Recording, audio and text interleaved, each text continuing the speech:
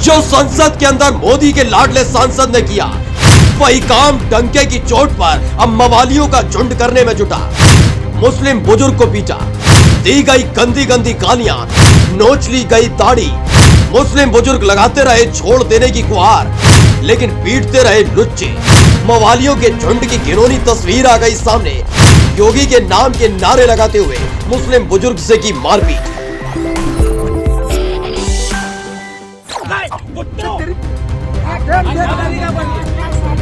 अरे बाबा बालकनाथ योगी कैसे आ गई?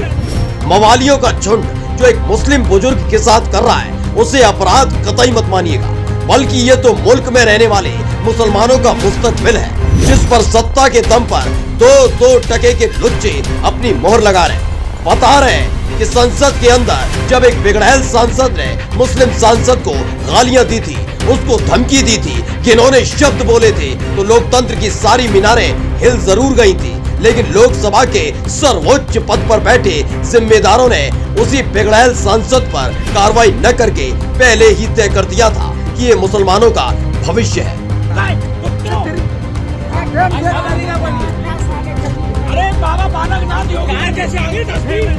बताया गया कि मुस्लिम बुजुर्ग ट्रेन के जरिए मुरादाबाद से इंदौर जा रहे थे। कुछ लुच्चों की नजर उन पर पड़ गई। पहले दबोच लिया गया, फिर उनको बेरहमी से पीटा जाने लगा। कोई उन पर लात भूसे बरसा रहा था, तो कोई दाढ़ी नोच रहा था।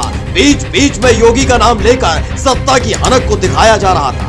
पता है, ऐसे निठल्लों को जब जब इस मुल्क में किसी मुसलमान को पीटा जाएगा, उसकी दाढ़ी को नोच लिया जाएगा, तब किसी भी तरह की कार्रवाई नहीं होगी। तो चलती ट्रेन में उस मुस्लिम को पीटते रहे। इस वीडियो को सत्यप्रकाश भारती नाम के ट्विटर हैंडल से ट्वीट किया गया है और दावा किया गया है कि मस्जिद के इमाम की ट्रेन में पिटाई, दाढ़ी नोची, मुरादाबाद से इंदौर जा रहे थे, लापता हो गए। मुरादाबाद के थाना भोजपुर क्षेत्र के रहने वाले इमाम मोहम्मद हासिम पुत्र मोहम्मद कल्लू इंदौर के लिए 7 दिसंबर को निकले थे। ट्रेन में उनके साथ बर्बरता हुई, कठुआ कहा गया, दाढ़ी नोची गई, लापता हो गए।